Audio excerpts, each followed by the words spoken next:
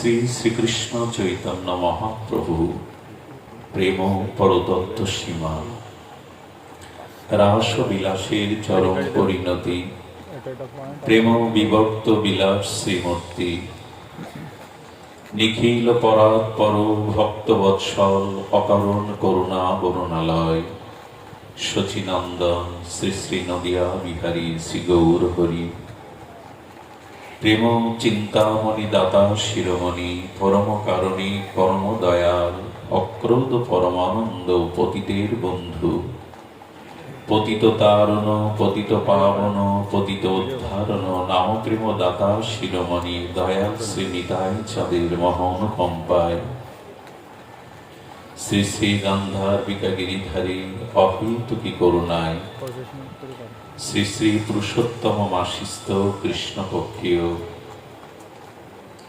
পাটকেল ঘাটাস্থিত ভক্ত গৃহ শ্রী মন্দির অঙ্গনে প্রয়াত আত্মকল্যাণার্থে পারলৌকিক কল্যাণার্থে সাংবৎসরী এই ভাগবতীয় ভক্তিযজ্ঞের অমৃত যজ্ঞের যে পরম আয়োজন, সেই পরম আয়োজনে এই মহামহেন্দ্রক্ষণে অমৃতক্ষণে এই ভাগবত শ্রীনিকেতনে হরিকথার শুভারম্ভে প্রারম্ভে অস্মরণীয় পরমারাধ্য জীবনধর জীবন সর্বস্ব আজকে প্রাতঃস্মরণীয় পরম বন্দনীয় শ্রী শ্রী গুরু মহারাজের রাতুল আতুল চরণার বিন্দে পরার্ধ কোটি দণ্ডবত প্রণতি। উদিত সূর্যের কিরণ মালায় যেমন ভয় দূর হয়, অজ্ঞানতা অন্ধকার দূর হয়, মানুষ ধর্মকর্মে ব্রতী হয়, উপাসনায় রতি হয়। সূর্য উদয় হলো বলেই তো ভয় চোরদস্যু দূর হলো, সূর্য উদয় হলেই তো মানুষ ধর্মকর্ম উপাসনায় ব্রতী হলো, সূর্য উদয় হলো বলেই তো আঘাত দূর হলো। তেমন আমার আজ ভয় নাই, আমার আজ অজ্ঞান দূরীভূত হবে, কারণ এমন ভাগবত সূর্য দুজন এই আসনে তো সূর্যকে যখন মাটির প্রদীপ দিয়ে আরতি দেখানো হয়, এই ভুবন ভাস্কর সূর্যকে অপমান বোধ করে যে আমাকে মাটির প্রদীপের দীপশিখায় আরাধনা করছো। তেমন ওনারা সূর্য সম, আমি মাটির প্রদীপ সম, যেটুকু আলো শ্রী গুরুদেব দিয়েছেন তা বন্দনা করলে নিশ্চয়ই ওনারা গ্রহণ করবেন। আমাদের পরম আরাধ্য দেবাটা গোকুলানন্দ পাটবাড়ি আশ্রমের গৌর কৃষ্ণ কৃপা মূর্তি, দন্যের মূর্তিমন্ত বিগ্রহ, মদীয় শিক্ষা গুরু পাদ পদ্ম শ্রী ছিল শবন গোস্বামী পাদ পদ্মে ভুলণ্ঠিত দণ্ডবত প্রণতি। আমারই বড় ভ্রাতা, বড় ভাই, ইহ জগতে পরজগতে আত্মকল্যাণার্থে শ্রী গুরুচরণে যিনি আকর্ষণ করে আমাকে সমর্পিত করেছেন, জন্ম জন্মে যার কাছে আমি চিরঋণী, সেই আমাদের শ্রীমান নারায়ণ কৃষ্ণ দাস মহাশয়ের রাতুল চরণ বন্দনাপূর্বক দণ্ডবত প্রণতি। এবং আজ মনুষ্য জীবনে সর্বশ্রেষ্ঠ প্রাপ্তি আপনাদের মতো অনুরাগী মহাপ্রভু নিতাই চাঁদের প্রিয় নামনিষ্ঠ ভজননিষ্ঠ অনুরাগনিষ্ঠ দন্যনিষ্ঠ সাধুগুরু বৈষ্ণব এবং মাতৃমণ্ডলী, আপনাদের সকলের চরণে বন্দনাপূর্বক সশ্রদ্ধ ধন্যবাদ প্রণতি। সুধীজন, জন্ম, জীবন এবং মৃত্যু, লক্ষ্য করবেন আমরা জন্মদিন ঘটা করে পালন করি, মৃত্যু দিবস, প্রয়াণ দিবস, নির্যান দিবসও পালন করি, কিন্তু জন্ম সার্থক হয় যা দিয়ে এবং মৃত্যু যথার্থ সার্থক হয় যা দিয়ে, সেই জীবন দিবস পালন করি কি? জন্ম এবং মৃত্যুর মাঝখানে কি দাঁড়িয়ে আছে? জীবন। জন্ম, মৃত্যু, জীবন। জন্মদিন স্মরণ করি, প্রয়াণ দিবসও পালন করি, স্মরণ তিথি পালন করি, কিন্তু জীবন, জীবন যদি সার্থক, সুন্দর, চিরন্তন, আনন্দময়, প্রাপ্তিময়, ভজনময় না হয়, তবে জন্ম বৃথা, মৃত্যু বৃথা। জন্ম সার্থক হবে না যদি জীবন সার্থক না হয়, মৃত্যু সার্থক হবে না যদি জীবন সার্থক না হয়। আলোচনার বিষয়বস্তু এই জীবন সার্থক হয় কিসে, এই প্রসঙ্গে একটু ধ্যান দিতে হবে।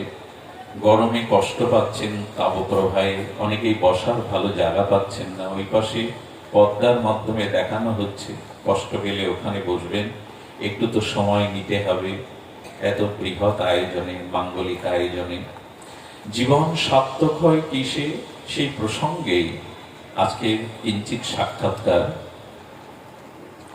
আমরা বলে এলাম জন্ম এবং মৃত্যুর মাঝখানে এই জীবন দাঁড়িয়ে, এই জীবন গঠনই হলো ভাগবতের প্রতিপাদ্য বিষয়, আমাদের জীবন গঠন।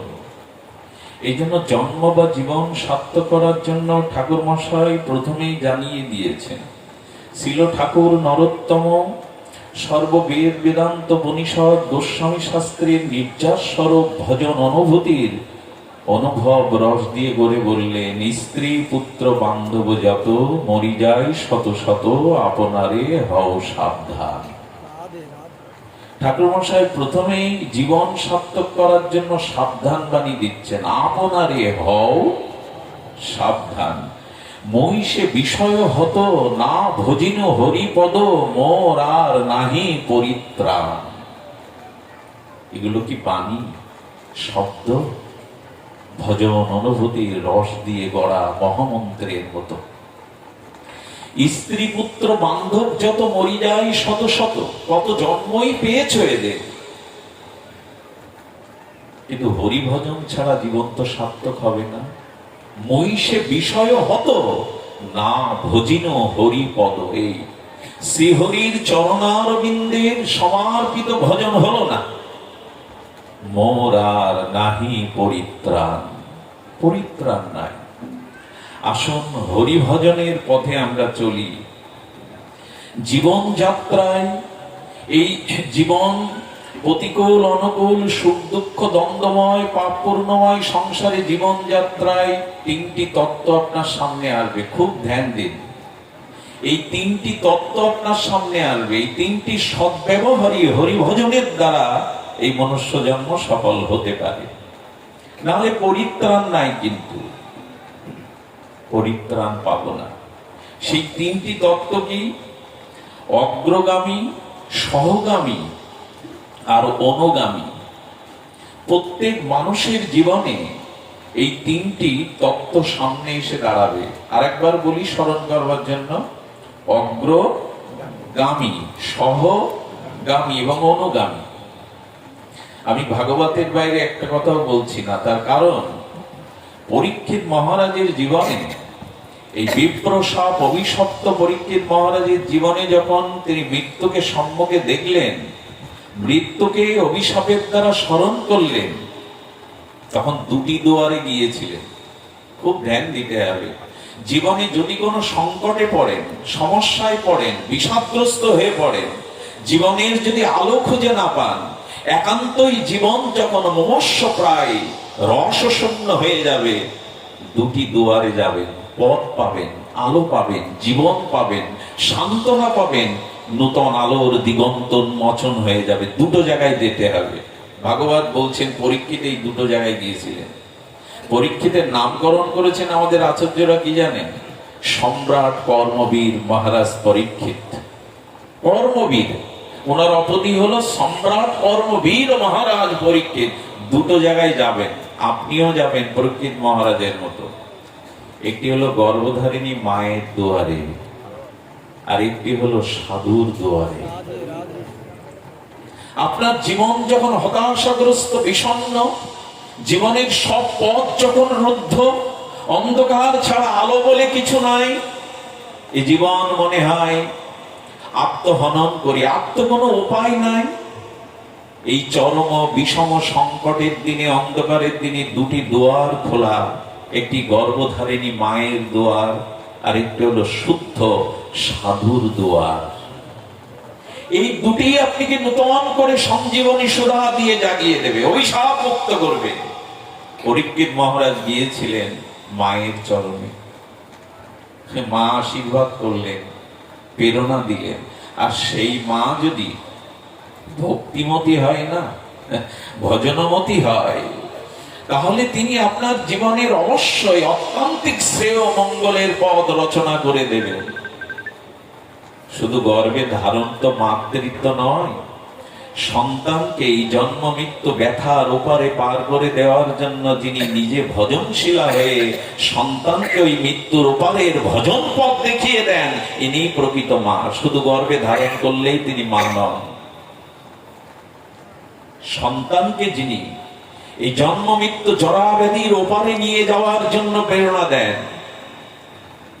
মা প্রেরণা দিয়ে বললেন, সাধু সমীপে যাও। সব কথা ভাগবতে নাই, মহাজনের টিকাতে আছে। বলবেন আবার এটা কোথায় পেলে? যুক্তি বিবেকের সাথে সামঞ্জস্য রেখে টিকাকারগণ এই অনুভূতি জানিয়েছেন। এবং বৃহৎ ভাগবতামৃত গ্রন্থে সনাতন গোস্বামী বলেছেন, মায়ের সাথে পরীক্ষিত মহারাজের সেখানে কথোপকথন হয়। তো দ্বিতীয় যিনি সন্ধান পেলেন দেবশ্রীপাদ নারদের। আমি অগ্রগামী বলছিলাম, তাই না? অগ্রগামী, সহগামী, অনুগামী। জীবনের প্রথম প্রয়োজনে অগ্রগামী। অগ্রগামী কারা? শ্রীগুরু বৈষ্ণব পিতামাতা গুরু আরাধ্য জন। অগ্রগামী কারা? অগ্রগামী কারা মানে জানেন? অগ্রগামী যারা আগে চলে পথ দেখায়, তারা তাদের বলে অগ্রগামী। অগ্রগামী কারা? শ্রীগুরু বৈষ্ণব জানি, পিতামাতা গুরুবর্গ জন। তবে একটা কথা বলি, বিদ্যানের সাথে আর সাধুর সাথে একটা পার্থক্য আছে। আবার বলি শব্দটা, বুদ্ধিজীবী খুব বড় বিদ্বান আর সাধুর মধ্যে পার্থক্য কি? বিদ্বান তার জ্ঞানের দ্বারা আপনার সমস্যার সমাধানের পথ বলে দেবে। বিদ্বানকে যিনি আপনার সমস্যার সমাধানের পথ বলে দিতে পারেন, কিন্তু পথের যে প্রতিকূলতা বাধা, এইটা বিদ্বান উত্তরণ করতে পারেন, এটা সাধুরাই পারে হাত ধরে। সাধুরাই ওই বাধা অতিক্রম করতে পারে। এই হলো বিদ্বানের সাথে সাধুর পার্থক্য। বোধহয় যাওয়া উচিত আমাদের বিদ্বানের কাছে। বিদ্বান কি বলে দেবে? হ্যাঁ, তুমি এই সমস্যায় পড়েছো, এই সংকটে পড়েছো, তোমার এই হলো পথ। কিন্তু পথে যে বাধা, পথে যে অন্তরায়, প্রতিকূলতা, আধার, এটা হাত ধরে বিদ্বান পার করবে না। এই জন্য সাধুর কাছে যাও। সাধুর পথ অতিক্রম করবে কেন জানেন? সাধু পর দুঃখে দুঃখী হয়, পরের ব্যথাটাকে নিজের ব্যথা অনুভব করে। একবার কুম্ভে অনন্ত সাধু আসে, আপনারা জানেন, অগণিত মহাত্মারা আসেন এই কুম্ভতে। একজন প্রশ্ন করেছিলেন, গঙ্গা যমুনা সরস্বতী ত্রিবেণী সঙ্গমে আমরা কুম্ভে স্নানে যাই, কিন্তু গঙ্গা যমুনা দেখা যায়, সরস্বতী তো দেখা যায় না। বলি সরস্বতীও আছে। কারা জানেন? কোথায় জানেন? কিভাবে দেখবেন জানেন?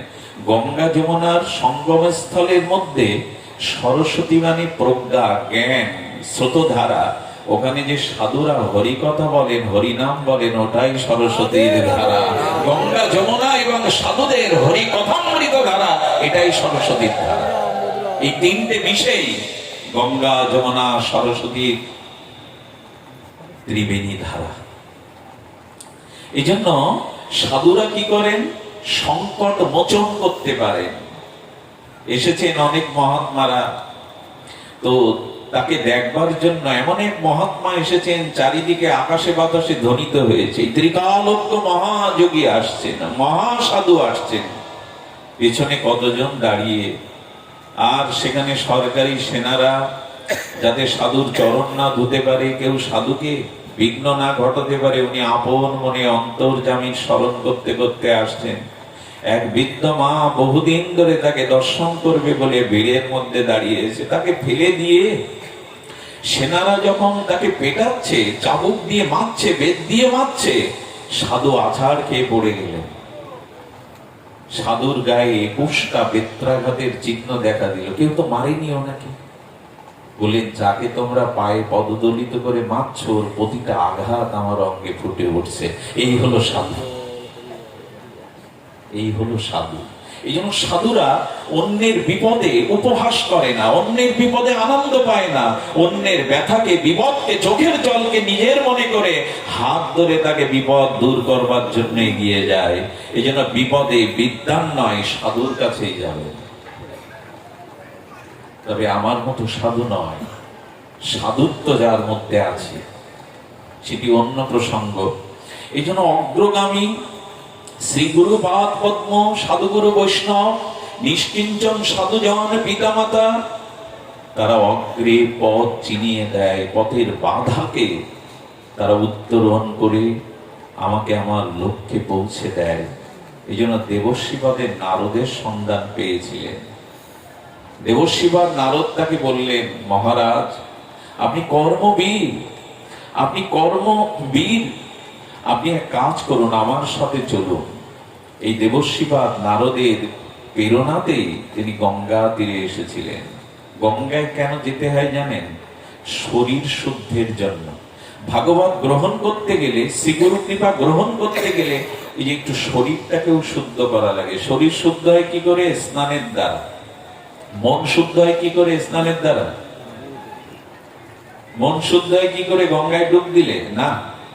গঙ্গায় ডুব দিলে, গঙ্গায় ডুব দিলে মন অশুদ্ধ কি? ব্যাগ রেখে, জুতো রেখে স্নান করতে নেমেছেন, হর হর গঙ্গে বলতে বলতে আবার দেখছেন কেউ জুতো নিয়ে যাচ্ছে কিনা, এতে মন শুদ্ধ কি করে হবে? এই জন্য স্নানে শরীর শুদ্ধ হয়, আর ভগবত স্মরণে মন শুদ্ধ হয়।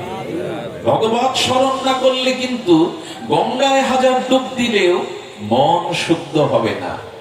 আর ধন শুদ্ধ হয় কি করে? টাকা পয়সা, এটাও শুদ্ধ করতে হয়। ধন শুদ্ধ হয় দানে। তন, মন, ধন, এই তিনটে শুদ্ধ করতে হয়। কি করে? না শরীর স্নানে, মন ভগবত স্মরণে, আর ধন, ঐশ্বর্য, টাকা পয়সা দানে। এই তিনটিতে শুদ্ধ না করলে জীবন আনন্দ শূন্য হয়ে যায়, বিষম হয়ে যায়। এই জন্য গঙ্গা তীরে বসলেন, তিনি অপেক্ষা করতে লাগলেন। ফুলগু ধারার ন্যায় যোগীন্দ্র মনীন্দ্র মৃত্যুঞ্জয়ী মহাপুরুষগণ সেখানে আসলেন। ভাগবতে কাউকে, আচ্ছা এখানে যারা এসছেন সবাইকে নিমন্ত্রিত করতে হয়েছে? নিমন্ত্রণ সবাইকে করা হয়নি। এই হলো ভাগবতের মহিমা। এখানে ফুলগু ধারার ন্যায় সকলে এলেন, মৃত্যুঞ্জয়ী মহাপুরুষগণ এলেন। ভাগবত ক্ষেত্র কোনো সাধারণ ক্ষেত্র নয়। যারা মৃত্যুকে জয় করেছে তারা এলো কেন? বলো, পরমহংস মুখে এই হরি কথা রসামৃত পান, এটা মুক্তির থেকে শ্রেয়, এটা বৈকুণ্ঠের থেকে শ্রেয়। যেন ওরা এলেন। পরীক্ষিত মহারাজ এলেন, তেজময় দীপ্ত, সেই মায়ামুক্ত আজন্ম ব্রহ্মচারী তেজময় দীপ্ত মহাপুরুষ এলেন।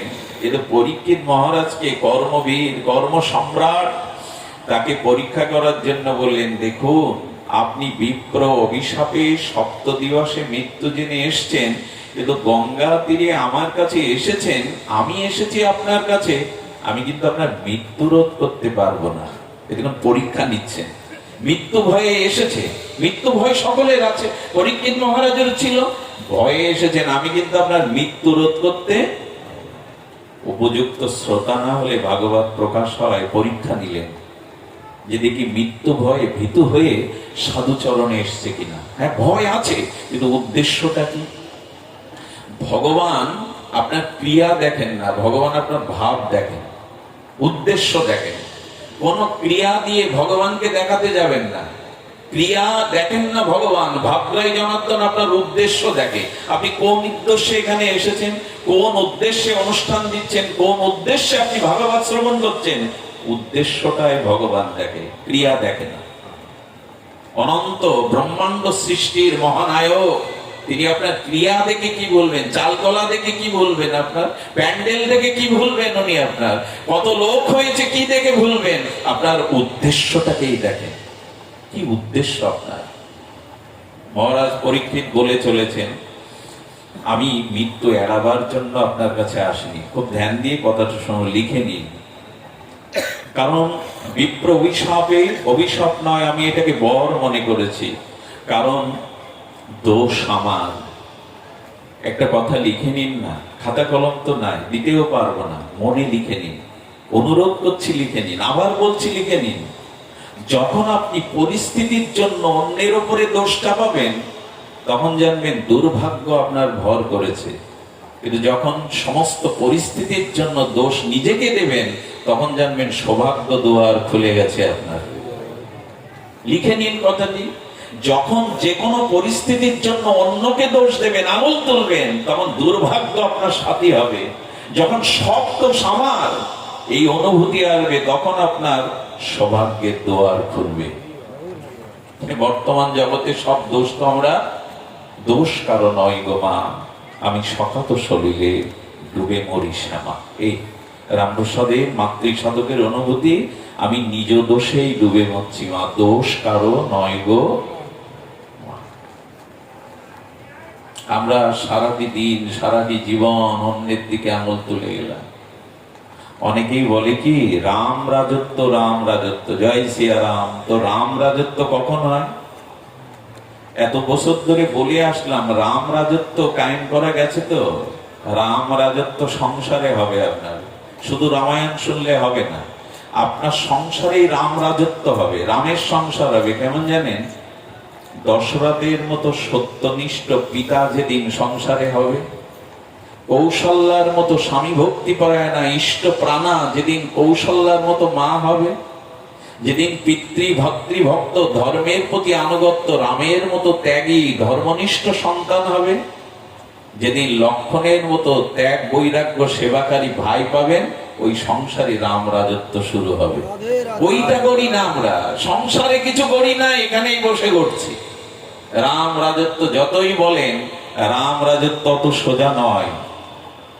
এগুলি সংসারে আছে। তো যদি কারো সৌভাগ্যক্রমে ভজন দ্বারা কৌশল্যার মতো মা, দশরথের মতো আর প্রজাবৎসল ন্যায় নিষ্ঠ পরায়ণ সত্যবাদী রাজা হয়, রামের মতো মর্যাদা সম্পন্ন পুত্র হয়, লক্ষণ ভরতের মতো ত্যাগ বৈরাগ্য সেবাকারী ভ্রাতা হয়, সীতার মতো ভক্তি এবং কর্মপ্রধানা ধর্মপ্রধানা রমণী হয় সতী সাধ্যী, ওই সংসার রাম রাজত্ব।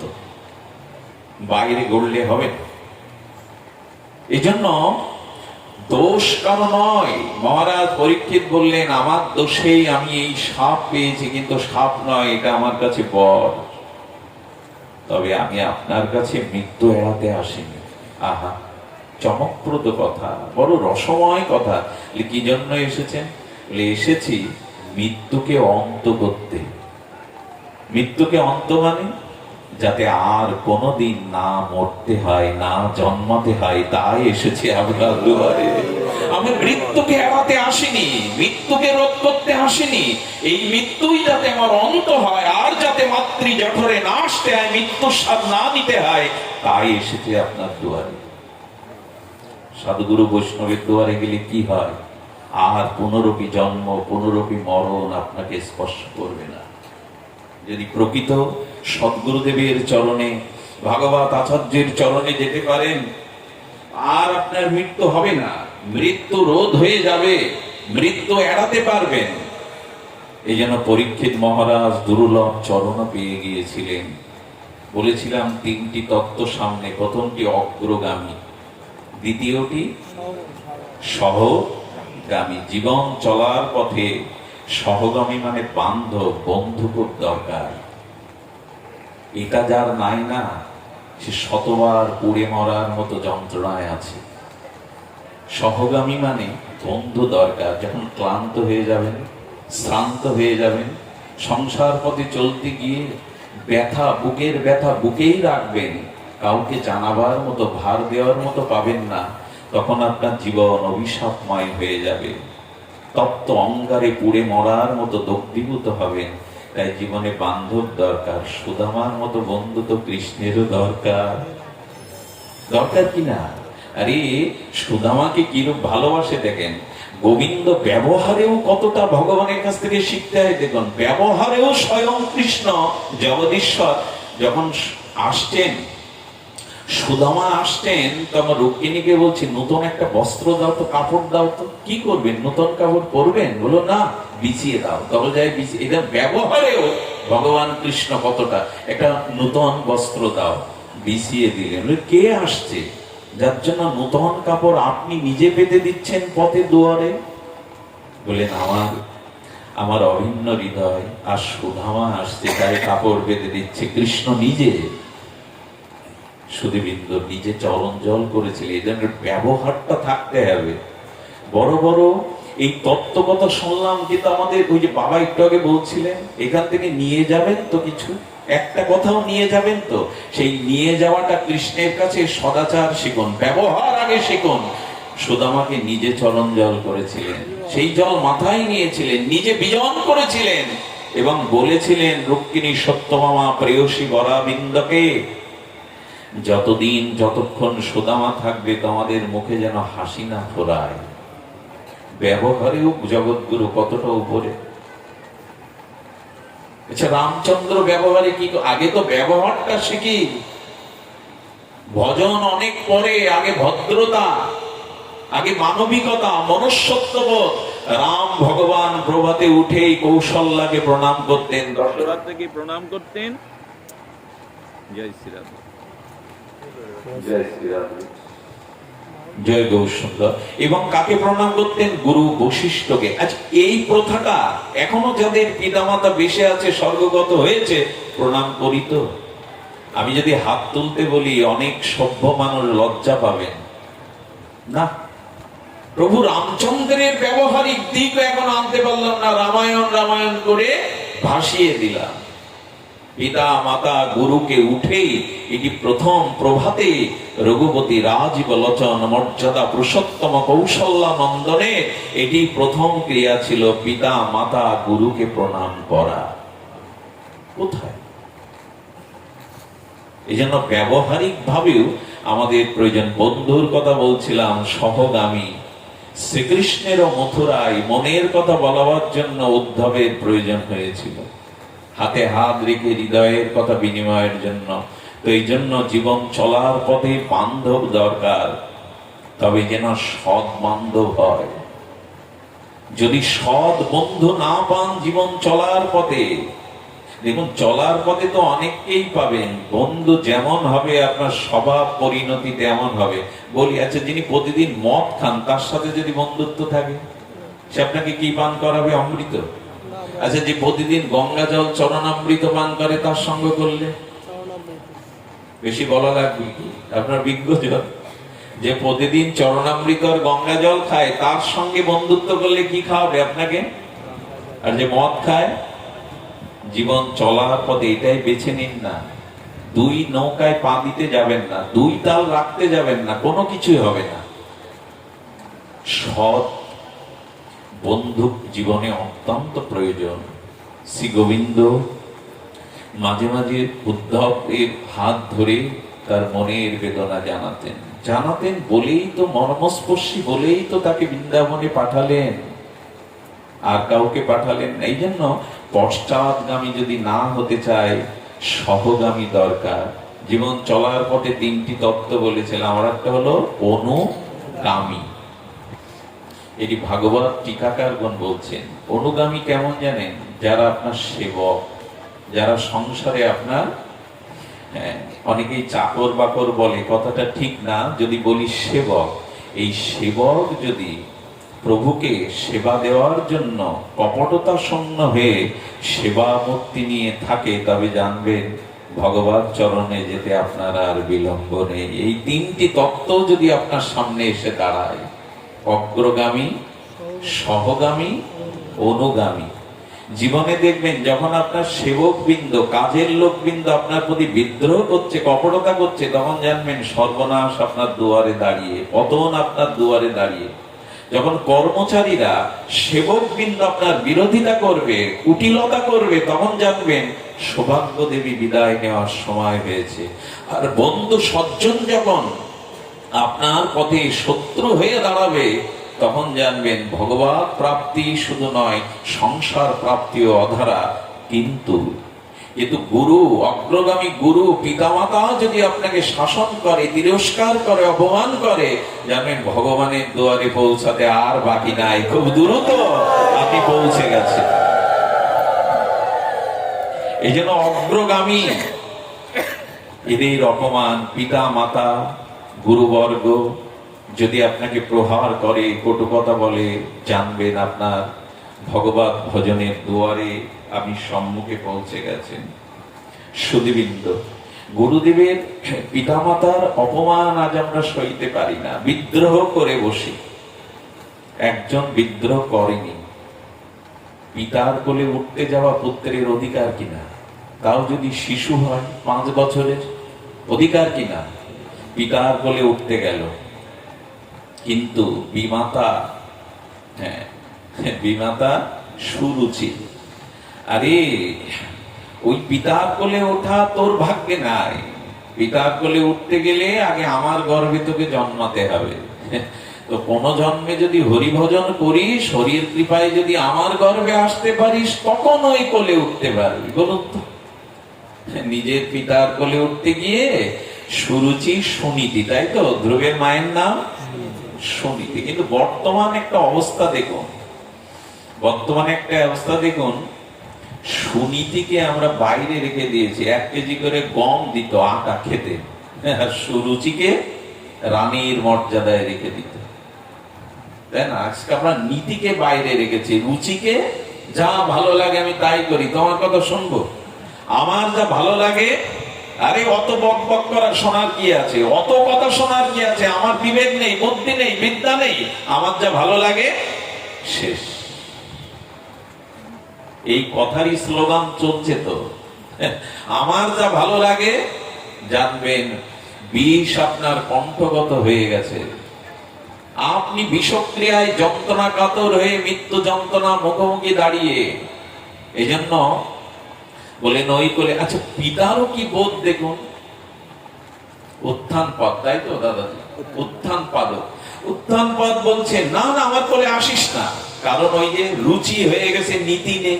নীতি না থেকে যদি রুচি হয় তখন ব্যক্তিত্ব হারিয়ে যায়। আমাদের রুচি আছে, নীতি নাই, এর জন্য ব্যক্তিত্ব নাই। আমার কোলে উঠিস না। প্রতিবাদ না করে ওই যে বললাম, বিপদে সংকটে পড়লে 2 দুয়ারে যাবেন, মায়ের দুয়ারে চলে গেল। কাঁদছিস কেন, কি হয়েছে? বলো মা আমাকে এই কথা বলেছে, পিতার কোলে উঠতে দিল না। এই দেখুন, বললেন তোকে তো ভালো কথাই বলেছে, ওই কথাগুলোর মধ্যে এই কথাটা নিসনি যে হরিভজন কর। আরে তোকে তো হরিভজনের কথাই বলে দিয়েছে, এই না হলে মা, তোকে তো হরিভজনের কথাই বলে দিয়েছে। এই জন্য মায়ের দুয়ারে গেলে কি হয়, সে মা যদি সুনীতি পরায়ণা হয়, ভক্তি পরায়ণা হয়, মা বের করে দিল, যা যা তপস্যায় যা। পথ দেখায় এরা, যা চলে যা, শ্রী হরি তোর মনোবাসনা পূর্ণ করবে। আমি আপনাদের নিবেদন করি, ছেলেকে ডাক্তার করুন, মাস্টার করুন, উকিল করুন, আমার আপত্তি নাই, করবেন। গর্বের সন্তানকে, সন্তান প্রতিষ্ঠিত হোক, শিক্ষিত হোক, এটা একটু ভক্ত করতে চান, এটা শুরু করুন। নালে যে পরিণতি, গত 1 মাস আগে খবরটা চারিদিকে চারিয়ে গেছে, এক ছেলে সচিব, আর এক ছেলে বুয়েটে শিক্ষক, মেয়েটাও শিক্ষিকা। 7 দিন ধরে গর্ভধারিণী মা পড়ে পচে গলে পড়ে রয়েছে। সচিব যার ছেলে, বুয়েটের শিক্ষক যার ছেলে, আরেকটি ছেলেও চাকরি করে, মেয়েও শিক্ষিকা, মাকে 7 দিন ধরে মরে পড়ে মৃত্যুর সময় কতটা যন্ত্রণা বুকে নিয়ে মরতে হলো মাকে। ভাগবত কোনো গল্প গাথা নয়, জীবন দর্শন। আজকের আলোচনার বিষয়বস্তু ছিল জীবন। আমাদের প্রকৃত জীবন সার্থক হয় কিসে? দেখুন, জীবন আমরা পেয়েছি, এটা বড় কথা নাই, জীবন সার্থক করাটাই বড় কথা। জীবন তো আমরা এখানে সবাই পেয়েছি, জীবন পাওয়াটা সহজ, জীবন গঠন করাটাই সার্থকতা। এটাই ভাগবত বলছেন। এই দেখো জীবন গঠন কিসে হয়। ধ্রুবকে কোথায় পাঠালো মা? আচ্ছা, ওখানেও অগ্রগামী দরকার। কার সাথে দেখা হলো? মার দুয়ার থেকে কার দুয়ারে গেল? সাধু দুয়ারে, দেবশ্রী। আরে এতটুকু বালক তুমি, শপথ সংকুল, বাঘ ভাল্লুক আছে, খেয়ে ফেলবে, যাও, চলে যাও। বললেন পিতা আমাকে রাজ্যের লোক দেখিয়েছিল, পেছনে তাকাইনি। মৃত্যু সামনে হলেও হরিভজন আমার চাই। নারদজি বুঝলেন এই আধার প্রকৃত আশ্রয় ভজনে। এই দৃঢ়তা আমাদের আছে তো? এ পথে আসতে গেলেই খাবি কি? আরে সাধু হবি তো সংসার চলবে কি করে? আরে খাওয়া দাওয়া করবি কি করে? বউ ছেলে মেয়ে। আচ্ছা, আমাদের বর্ষনার প্রাতঃস্মরণীয় বন্দনীয় চরণ রাধারানীর কিঙ্করী বিনোদ বাবা যদি সংসারী হতেন, বিবেকানন্দ যদি সংসারী হতেন, 10টা-5টা বাড়ি করতে পারতেন, সুন্দরী রমণী করতে পারেন, 2-4টে ছেলে মেয়েকে ডাক্তার বানাতে পারতেন, কিন্তু আজ রাজা মহারাজারাও তার চরণে এসে বসছে, তার চরণ ধুলি নিচ্ছে। আরে সাধু হলে না খেয়ে মরতে হবে না, যদি কপটতা না থাকে আপনার মধ্যে। জেনে রাখুন, ভিখারি সাধুর দুয়ারে রাজা মহারাজারাও তার চরণ ধুলি নিতে আসে। এই প্রত্যক্ষ এখনো এই জগতে বর্তমান 21 শতাব্দীতেও সত্য। প্রকৃত সাধু যদি হতে পারেন, রাজা সম্রাট আপনার চরণ তলে এসে বসবে। প্রকৃত হতে হবে, কপট শূন্য সাধু হতে হবে। আসবে যে ফুলে মধু সঞ্চিত হয়, ভ্রমণকে নিমন্ত্রণ করা লাগবে না, ওইখানে আসবে। শুধু কপটতা ত্যাগ করবে। সুধীবৃন্দ, এই জন্য সন্ত কবির, আরে তাকে অপমান করার জন্য কিছু অসাধু ব্যক্তি, তারা 1 মাস ধরে নিমন্ত্রণ করেছে 1000 ব্রাহ্মণ বৈষ্ণবকে, যে আগামী বৈশাখী পূর্ণিমায় সন্ত কবিরের ওখানে মধ্যাহ্নে আপনাদের নিমন্ত্রণ ভান্ডার। যে বলুন তো, উনি কিছু জানেন না, রাম রাম করেন বসে, উনি কিছু জানেন না। 1000 ব্রাহ্মণ বৈষ্ণব বৈশাখী পূর্ণিমার মধ্যাহ্নে এসে উপস্থিত। উনি প্রণাম করে বলছেন আপনারা। বাহ, নিমন্ত্রণ করে ডেকে এনে বলছেন আপনারা, অপমান করছেন আমাদের। বুঝতে পারলেন, শ্রী গুরুর চরণে গিয়ে বললেন, শ্রী রামানুজাচার্যের চরণে, প্রভু কৃপা করো। এই বৈষ্ণব ব্রাহ্মণ যদি ফিরে যায়, এই মুখ দেখাবো কার কাছে? কৃপা করো। গুরুদেবের মালা খসে পড়লো, সঙ্গে সঙ্গে 10-20 ট্রাক এলো, ঘি এলো, সবজি এলো, চাউল এলো, রান্নার লোক এলো, পাত্র এলো, মুহূর্তের মধ্যে প্রসাদ হলো। 1000 বৈষ্ণব 100 মাস ধরে ভান্ডারা চলতে লাগলো। খাবো কি? বিশ্বম্বর যার নাম, খাবো কি? 100 মাস ভান্ডারা খেতে খেতে ক্লান্ত হয়ে সব পলায় গেল ব্রাহ্মণ আর বৈষ্ণব। আর পাচ্ছি না খেতে। এ পথে আসলে খাবো কি? ঠিক ঠিক যদি ভজন থাকে, অনুরাগ থাকে, তবে জানবেন ঐশ্বর্য দেবী, লক্ষ্মী, কমলা দেবী ভগবানের চরণ সেবা করেন। তো যে সেই ভগবানকে ভজন করে, লক্ষ্মী দেবী না খাইয়ে মারবে আপনাকে? জগৎ চাইবে আপনাকে। এই জন্য কপটতা শূন্য হতে হবে। আর সব নষ্ট হয়ে গেল এই কপট। ভগবান আর আমাদের মিশতে বেশি দেরি হতো না। বাবা বললেন না, মহাপ্রভু যে প্রেম এনেছেন, অকাতরে দান করেছেন, ভগবান প্রাপ্তি সুলভ। কিন্তু দুর্লভ হচ্ছে কেন জানেন? ওই যে দুধ আর জল মেশে, কিন্তু টক দিলেই কি হয়? দুধ আর জল মিশান, আপনি আলাদা করতে পারবেন না। যেই টক দিয়ে দিলেন, জল আলাদা, সানায় দুধ। যেই ঠকবাজি এলো, যেই কপটতা এলো, ভগবান আর আপনি অনেক দূরে সরে গেলেন। এই কপটতা মানে ভজনকে সামনে রেখে নিজের যশ, খ্যাতি, মান, পূজা, প্রতিষ্ঠা এগুলি চাওয়া। এইগুলি চাওয়া, ধর্মকে সামনে রেখে, ভজনকে সামনে রেখে নিজের আত্মসুখ প্রবঞ্চনা। এই যে ধর্মার্থ কাম মোক্ষ বললেন, মহাপ্রভু জানিয়েছেন না, এই মন্ত্র মহাপ্রভু আমাদের জানাননি, উল্টো বলেছেন। না ধনম না জনম, উল্টো বলেছেন। না, এগুলি চাইতে যেও না। অল্প কেন চাইবে? হ্যাঁ, লুটিত ভান্ডার, মারিত গন্ডার। যদি লুটতে হয় বেশি লোটো, প্রেমটাকে চাও। সুধীবৃন্দ, আমি বিস্তারিত সময়ের অভাব আর ওনাদের বসিয়ে সারা জীবন এই পথে ওনারা ক্লান্ত। আজ কত বছর ধরে এই জন্য ওনাদের বসিয়ে রাখতেও মাঝে মাঝে বাবাকে বলি, বাবা আপনি বিশ্রামে যান। একটু কুট বুদ্ধি করে বলি, যান একটু বিশ্রামে যান, আমি একটু বেশিক্ষণ বলি। ওনাদের বসিয়ে রেখে, কারণ ওনারাই তো হাত ধরে এখানে বসিয়েছেন, কৃপা করেছেন।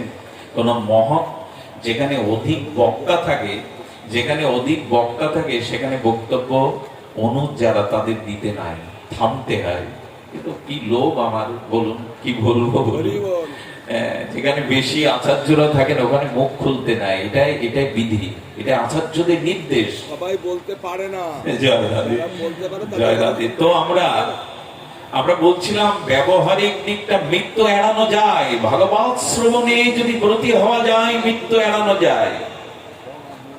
সুধীবৃন্দ, একটা নিবেদন করি, কথাটি খুব মার্মিক, আমার লোম শিহরণ হচ্ছে। যদি আপনাদের হয় আমি সার্থক মনে করবো আজকের এই ভাগবত। যদি লোম শিহরণ হয়, আমি বারবার ফিরে ফিরে এক জায়গায় আসছি, এই সাধুগুরু বৈষ্ণবের প্রতি নিষ্কপট সেবা বুদ্ধি, তাদের এই হরিকথাকে বহু মানন করে হৃদয়ে ধারণ চরিত্রায়ন যদি করতে পারেন তবে হবে, না হলে কিন্তু সব পদ রুদ্ধ।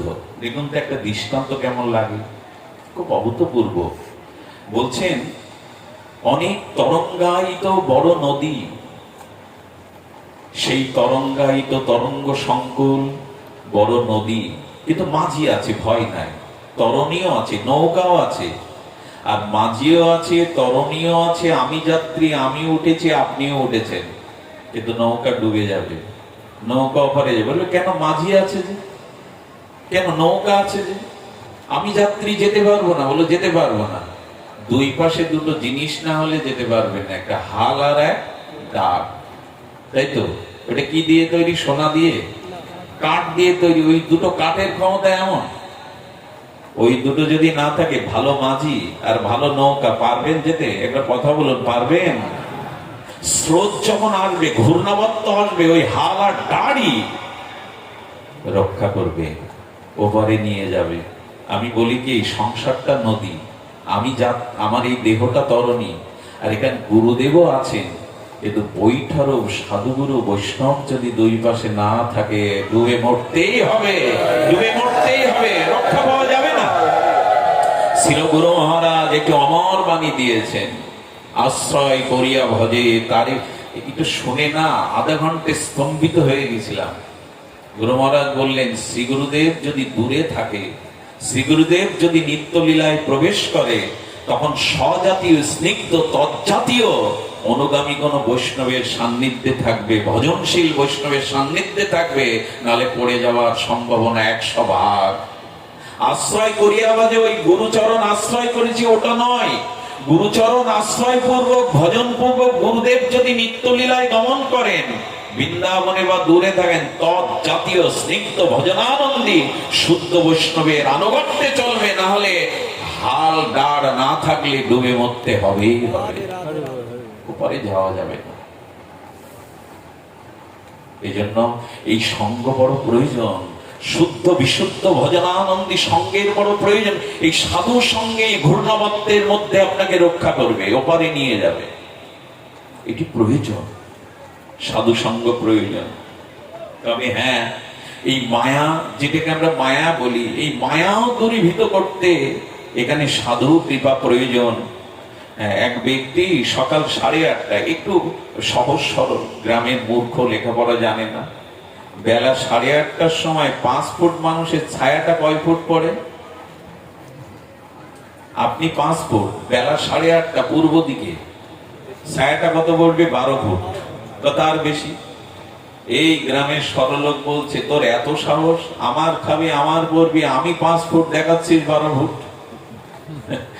সরল তো, বেলা 8:30 পূর্ব দিগন্তে। তো ওই গিন্নিকে বলছে, একটা লাঠি দাও তো মোটা। হ্যাঁ, ওর এত সাহস, আমি 5 ফুট দেখাচ্ছে 12 ফুট, আর একটা লাঠি দাও। এই লাঠি দিয়ে পিটাতে শুরু করেছে, কমে যা, আমি যা তাই দেখা। হ্যাঁ, 12 ফুট কেন হয়েছিস? 2 ঘন্টা পেটাচ্ছে, দেখছে যে 3 হাত কমেছে। 2 ঘন্টা পেটাতে গিয়ে 3 হাত কমেছে। পিটাতে পেটাতে যখন বেলা 12টা বাজে, তখন এসে চরণের কাছে ছোট হয়ে গেছে। বললেন, মারের কাছে সব জব্দ। হ্যাঁ বেটা, এতক্ষণ কথা শুনছিলে না, মারের কাছে সব জব্দ। সত্যটা কি? লাঠির মারে ছায়া কমে। আসলে মধ্যাহ্ন দিনমণি মাথার কাছে এসেছে 12টায়, এই জন্য ছায়াটা কমতে কমতে চরণের কাছে এসে বসেছে। যেদিন গুরু চিন্তা, ভগবত চিন্তা, নাম চিন্তা মাথায় থাকবে না, সেদিন আর পেটাতে হবে না। ওরা এসে এমনি লজ্জিত হয়ে বলবে, লজ্জিত হয়ে বলবে। আসুন না, গোবিন্দ ভাবনাটা, রাধারানীর ভাবনাটা, শ্রী গুরু পদ্মের ভাবনাটা মাথায় রাখি। লাঠিতে কাজ হবে না, ও বন্দুক বন্দুক জুড়লেও কাজ হবে না, মাথাতে রাখতে হবে ভগবত চিন্তা। এই জন্য বললেন, স্ত্রী পুত্র বান্ধব যত মরি যায়, শত শত আপনারে হও সাবধান, মহিষে বিষয় হত না ভজিন হরি পদ।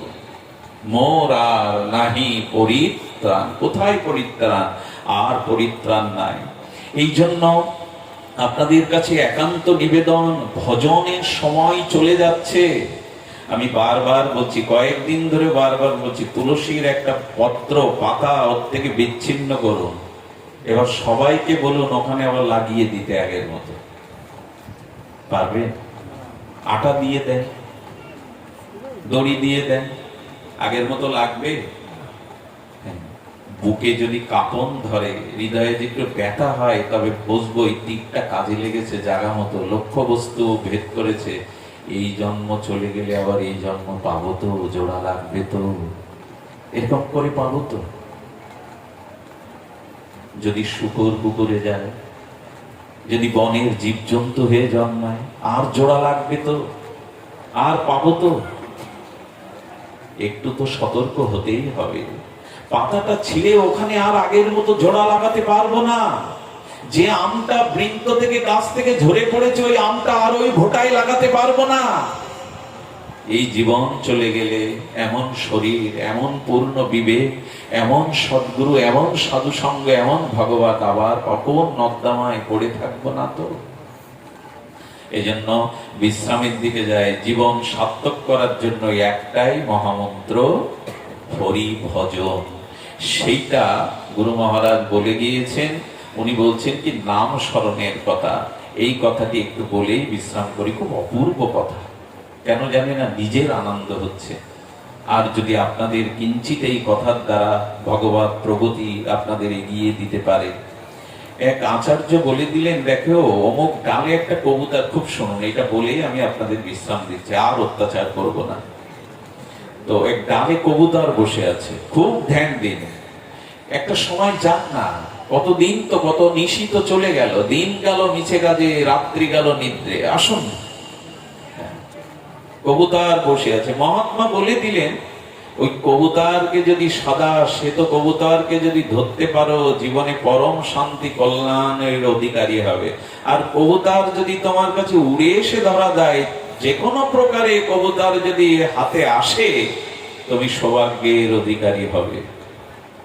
একজন এই কবুতর শান্তির প্রতীক পাওয়ার জন্য দৌড়াচ্ছে, আর একজন হিন্দিতে বলে ভাগছে, ভেগে যাচ্ছে, আর একজন ধীরে ধীরে চলছে। আসলে কথাটা সাংকেতিক হলো, কোনো বাচ্চা, অর্থাৎ এখানে সকালে একজন দৌড়াচ্ছে, তার মানে শিশুকালে কোনো লোভনীয় বস্তু সামনে থাকলে, আর আমি পদচক্রমে হাঁটতে শিখলে হাঁটি না, দৌড়ায় পাওয়ার জন্য দৌড়াচ্ছে।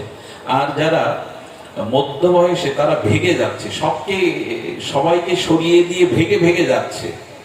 এই মধ্যাহ্নকালীন যুগ যৌবনে আর বার্ধক্যে মানুষ দৌড়াতেও পারে না, ভাগাতেও পারে না, ধীরে ধীরে চলে। কবুতর চাই, বলে দিয়েছেন কবুতর শান্তির প্রতীক, ওটা পেলেই তোমার জীবন ধন্য হবে। কবুতর চাই, কিন্তু দৌড়ে যাক, আর ভেগে যাক, আর ধীরে ধীরে চলে যাক, কবুতর ধরা দেবে তো? দেবে না। এই কবুতরকে যদি ভক্তির সাথে তুলনা করি, শান্তির সাথে তুলনা করি, এটা ভেগে যাবে, পাবেন না, দৌড়েও পাবেন না। তবে এক কাজ করুন, ওই কবুতর যদি আপনার কাছে ধরা দেয়, সেটা সহজ কিনা? বাবা সহজের কথা বলছিলেন। সহজ যদি, ওই যে খাদ্য দানা যদি ছড়ান, গম ধান যদি ছড়ান, কি করবে? আসবে। আসলে এই গম জপ হলো মানে ভক্তিকে আকর্ষণ করে আনার, এই গম জপ পরমাত্মার খাদ্য হলো হরি নাম। একবার রাধে তো বলো, একবার রাধে তো বলো। ওটা ছড়া, দৌড়ে লাভ হবে না, ওটা ছড়া।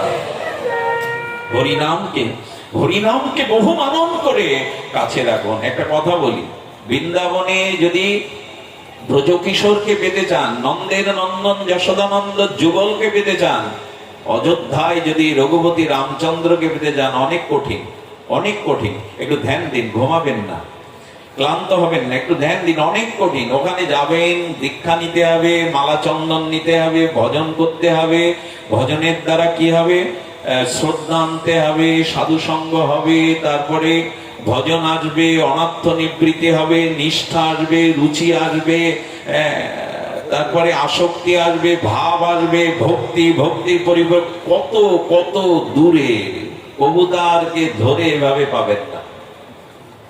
এক কাজ করুন, হরিনাম রূপ পরমাত্মার খাদ্যকে, ভগবানের আস্বাদ্য বস্তুকে সামনে নিয়ে চলে আসবে। আশ্চর্য হতে হয় না? রামচন্দ্র শবরীর কাছে খুঁজবে কেন? সীতার সন্ধান বলে দাও। বলছেন কি, ভগবান ও ভক্তি হারিয়ে ফেললে ভক্তের কাছে খোঁজে। আরে দৌড়ে কি করবে? ভক্তের চরণে বসে নামকে আশ্রয় করো, সাধুর সঙ্গে বসে, সাধুর চরণে, গুরু চরণে বসে নামকে আশ্রয়। এই নামই পরমাত্মার খাদ্য। ও ডাল থেকে নেমে আসবে, শান্তি ধরা দেবে, ভক্তি ধরা দেবে, নেমে আসবে। ওইভাবে পাওয়াটা বড় কঠিন। আচ্ছা বলুন তো, নাম বড় না নামই বড়? এ কথা সবাই বলি, নাম, নামির থেকে নাম যদি তাই বড় হবে, কৃষ্ণের থেকে কৃষ্ণের নাম যদি বড় হবে, ছুটছেন কেন? নামটাকে নিচ্ছেন না কেন? খাদ্যটাকে পরমাত্মার সামনে রাখছেন না কেন? কবুতরের পেছনে দৌড়ে কি করবে? না দৌড়ে কি করবে? সুধীবৃন্দ, নাম, নাম রাখুন। এই নামটা রাখলে কি হবে জানেন? রুহিদাস জুতো সেলাই করছে, আর কি করছে? জয় শ্রীরাম, জয় শ্রীরাম, রঘুপতি রাঘব রাজা, পতিত পাবন সীতারাম। আরে রুহিদাস, জুতো সেলাই করো, রাম নাম করো, একবার একটু অযোধ্যাতে গেলে না? আর একবার একটু বৃন্দাবনে গেলে না? বললেন, বললেন দেখো তোমরা যাচ্ছ যাও, আমি জানি আমার রঘুপতি রামচন্দ্রের থেকে, ভগবানের থেকে তার নাম আরো বড়। এই নাম থাকলে একদিন তিনি আমার কাছে আসবেন, এই বিশ্বাস আমার আছে। ও জুতো সেলাই করতে করতে কোথাও যায়নি, এসেছিল। এই দেখুন, এসেছিল রাম স্বয়ং এসে চরণ বাড়িয়ে দিয়ে বলছে জুতো সেলাই করে দাও। এসে গেছে, কবুতর এসে গেছে, কবুতরের কাছে ছুটতে হয়নি, ডালে যেতে হয়নি, এসে গেছে। রঘুপতি রামচন্দ্র চরণ বাড়িয়ে দিয়েছে। জুতো সেলাই করার পরে বলছেন তোমাকে কি দেব? বলে আপনার হয়তো জানা নেই, আমি সাধু বৈষ্ণবের কাছে সেবা দিয়ে পয়সা নেই না, আশীর্বাদ দিন। বলে খালি হাতে আশীর্বাদ তো দেওয়া যায় না, এটা রেখে দাও। কি এটা? বলে রাখো না। প্রভু রামচন্দ্র এসেছেন, ছদ্মবেশে এসে হাতে কি দিলেন জানেন? পরশ পাথর। ওই পাথরটা রাখতে গিয়ে যেতে জুতো ওই বাড়ি দেয় না সেলাই করে, ওইটা একটু সোনা হয়ে গেছে। বলে সর্বনাশ, আপনি এ কি করেছেন? এ তো পরশ পাথর। বলে এই জন্য দামি বস্তু তোমার কাছে বিশ্বাসী তুমি রেখে দিচ্ছি। বলে এটা আমি রাখবো না, নিয়ে যাও। জুতো সেলাই করছে, ছেঁড়া জামা, ঘরের ছালে খড় নেই, পরশ পাথর পেয়ে বলছেন এটা নিয়ে যান। কে আপনি? আমাকে কেন প্রলোভন দেখাতে এসছেন? ভগবানের নাম ভুলে যাব বলে? এই জুতো সেলাই করে যা পায় গঙ্গা মাকে কিছু দিয়ে আর বৈষ্ণব সেবা করি। আমাকে সোনা দিয়ে উপাসনা কেড়ে নিতে যেও না, সোনা দিয়ে আমার উপাসনাটাকে কাটতে যেও না। কে তুমি? বলে রেখে দাও, 6 মাস পরে আমি নিয়ে যাব। প্রভু পরীক্ষা করলেন, 6 মাস পরে আবার এসেছেন, দর্শন দিলেন না। এসে দেখে যার কাছে পরশ পাথর তার ঘরের চালে খড় না, এখনো রাস্তায় বসে বসে জুতো সেলাই করে। আচ্ছা আপনি আমি ওই জায়গায় হলে কি করতাম? কি করতাম তা আমি জানি, আমরা জানি। ওইটা চালে গুজে রেখেছে। বললেন মহাশয় ওটাতে যন্ত্রণা দেয়, ওটা নিয়ে যান। প্রভু তখন বললেন এক কাজ করো, আমি এটা নিচ্ছি, তবে তোমার ওই বিগ্রহ, ওই যে 8 ইঞ্চি অষ্টধাতু দিয়ে তৈরি তোমার এই যে গিরিধারীর মূর্তি না, ওতে কাল থেকে 4টে স্বর্ণ মুদ্রা পাবে, ওই দিয়ে বৈষ্ণব সেবা, ঠাকুর সেবা দিও। বলে কে আপনি?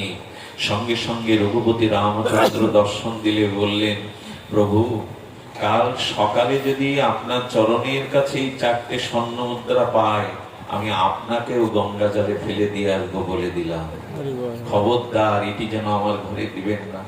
প্রভু হাত জোড় করে কি বলেছিলেন জানেন? আমি আবেগ আনছি না আপনাদের, আসল মাতানোর জন্য বলছি না। প্রভু রাম হাত জোড় করে বললেন, বারবার তুমি জিতে যাবে, আমাকে একবার জিততে দেবে না? রবিদাস, বারবার তুমি জিতে যাবে, আমাকে একবার জিততে দাও, কিছু দিতে দাও তোমায়।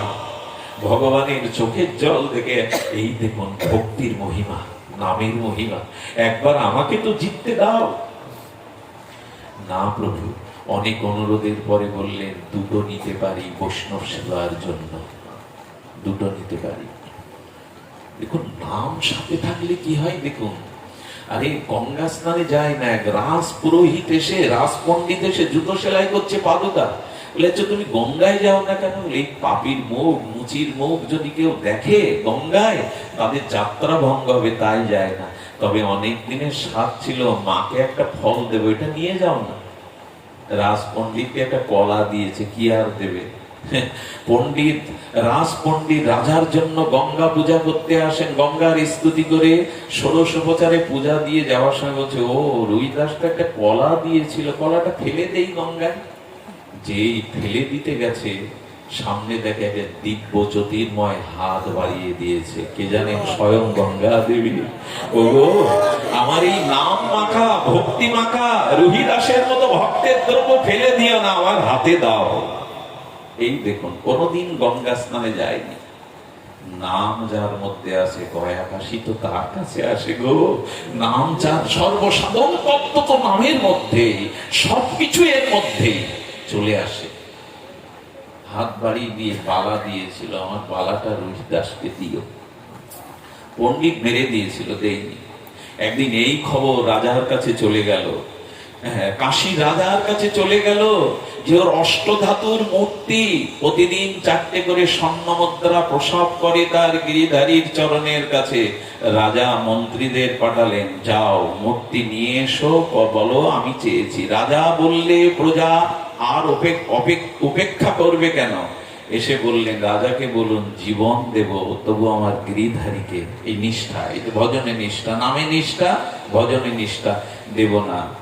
রাজা যখন বারবার বঞ্চিত হতে লাগলো ওইটি পাওয়ার প্রত্যাশায়, রাজা নিজে এলেন, এসে বললেন, রুহিদাস আমি রাজা, আমি কাশীর সম্রাট, তোমার ওই অষ্টধাতু মূর্তিটা দিব্য, ওটা আমাকে দিতে হবে, রাজ আদেশ। আর শোনো, আমি তোমাকে বঞ্চিত করতে আসিনি, এর বিনিময়ে তুমি যত ধন ও রাশি চাও, 1000 বিঘে সম্পত্তি চাও, ধনরত্ন মণিমাণিক্য চাও, দিয়ে দিচ্ছি। তখন বলছেন, দুটো ধন তো এক জায়গায় থাকে না সম্রাট, আমার রাম নামই হলো আমার পরম ধন। আপনার জাগতিক ধন আর পরম ধন তো এক জায়গায় থাকে না, একটাকেই নিতে হবে। বলে কোনটা নেবে বেছে নাও। নিষ্ঠা দেখুন ভজনে, কোনটা নেবে বেছে নাও। বললো, নিতেই যদি হয় চিরদিনের রাম নাম সম্পদকেই আমি নেব, আপনার সম্পদ নেব না। তাহলে দেবে না? আচ্ছা আমি যদি কেড়ে নেই, বলে শক্তি আপনার আছে, কেড়ে নিতে পারেন।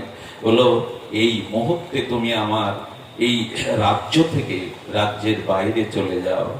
সম্রাট জানে না আমাদের রাজ্যের দূরত্ব কতটুকু, আমরা জানি না বলে মাঝে মাঝে বের করে দেই, তাকে তিরস্কার করি। বললেন, আমার রাজ্য থেকে বেরিয়ে যাও। বললেন, সেটা হতে পারে, কিন্তু এই রাম নাম ধন আমার প্রভুকে আমি দেব না। বিশ্বাস করুন, স্ত্রীকে বলল, কিছুই তো নাই, তবে রাজা একটা দিন সময় দাও। এক ধনী ব্যক্তির পাদুকা আমার কাছে গড়তে দিয়েছিল, আগামীকাল তার ডেলিভারি দেওয়ার দিন, অন্তত একটা দিন দাও। বলো, ওইগুলোর সাথে নিয়ে যাও, জানলে অন্য রাজ্য থেকে দেখে, আমার রাজ্যে তোমার পক্ষে আর সম্ভব নয়।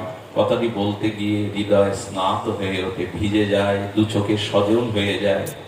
রুইদাস বলছেন, প্রভু আমি সবখানে যেতে রাজি, নরকেও যেতে রাজি, কিন্তু তোমাকে ত্যাগ করতে রাজি না। আজ তোমার পরীক্ষা, তুমি কার সাথে রইবে? আমি তো তোমার নাম ছাড়া, চরণ ছাড়া কখনো কিছু চাইনি। বিশ্বাস করুন, স্ত্রীকে হাতে নিয়ে, ওই চামড়ার পড়লে হাতে নিয়ে রুইদাস যখন পা বাড়িয়েছে, অষ্টধাতুর বিগ্রহ, সাক্ষাৎ বিগ্রহ ধীরে ধীরে রুইদাসের পেছনে চলতে শুরু করেছে। ধীরে ধীরে বিগ্রহ রুইদাসের পেছনে চলতে শুরু করেছে। ভগবান যেন বললেন, এই দেখো আমি আমার ভক্তের পেছনে চলি, সামনে যাই না। আমার ভক্তই আমার প্রাণ, ভক্তই আমার মুকুটমণি, আমি ভক্তের পেছনেই চলি। রাজা এই দৃশ্য দেখে বিমোহিত হয়ে রবিদাসের চরণে পড়ে বললেন, কোন রাজ্যে যাবে না? এই অনন্ত বিশ্ব ব্রহ্মাণ্ড পতিও যার পিছনে চলে, কোন রাজ্যে যাবেন? আমি, আমাকে কৃপা করুন। এই রাজা রবিদাসের শরণাপন্ন হয়েছিলেন, দীক্ষাও নিয়ে জীবনে ভক্তি লাভ করেছিলেন। আসুন অবতারের কাছে দৌড়ে ঠেলে পাবো না হরিনাম রূপ মহা, এই মহা প্রেমময় মহাপ্রভুর মহা অবদানকে কাছে রাখি, তাহলে একদিন ভক্তি দেবী আপনার কাছে আসবেন। আজকে যার গৃহে অনুষ্ঠান হচ্ছে তার মহিমা একবার দেখেছেন? এই নামটা যে কে রেখেছিল, অপূর্ব, সত্যি অপূর্ব। বৃষ্টিটাকেও থামিয়ে দিল, বলে ও থামায়নি, ওর হৃদয়ের ব্যাকুলতায় ভগবান রাধারানী থামিয়ে দিয়েছে। একটা অবাক হতে হয়। আজকে যারা এখানে এসছে, আমি মনে করি কোটি কোটি টাকা থাকলে এ জাতীয় শুদ্ধ ভক্তদের একত্রিত করা খুব বেশি সম্ভব নয়। আমি তার গুণগান করছি না আমাকে ডেকেছে বলে, কিন্তু এ জাতীয় দূর দূরান্তের শুদ্ধ ভক্তকে একত্রিত করা সম্ভব নয়। কেন হবে না? ওর এক মুঠো অন্ন ও ভিখারিকে, কাঙালকে, অভুক্তকে দেয়, বিনিময় পয়সা নেয় না। বৃদ্ধ মায়ের জন্য সে চেন্নাই পর্যন্ত গেছে, মাকে যদি দুটো দিন বাঁচিয়ে রাখা যায়। আজও মাকে নিয়ে, পরিবারের সদস্যদের নিয়ে হরিকথা কত দূরে চলে যায়। এই মানুষটা এখনো এই পরিবারে একীভূত হয়ে আছেন, ভাই ভাতৃবধূ, তাদের নিয়ে হরিবাসরে যায়, প্রতিটি অনুষ্ঠানে নিজে চেষ্টা করে যায়। তার উপর কৃপা হবে না তো কার উপর কৃপা হবে? কৃপা আরো হোক, আরো এগিয়ে যাক। আপনারা অনুষ্ঠান শেষে প্রসাদাদি পাবেন, এবং আমাদের মধ্যে আমার অভিন্ন হৃদয় বরেণ্য, যার কথা না বললে অকৃতজ্ঞ হতে হয়, আমাদের প্রভুর আত্মা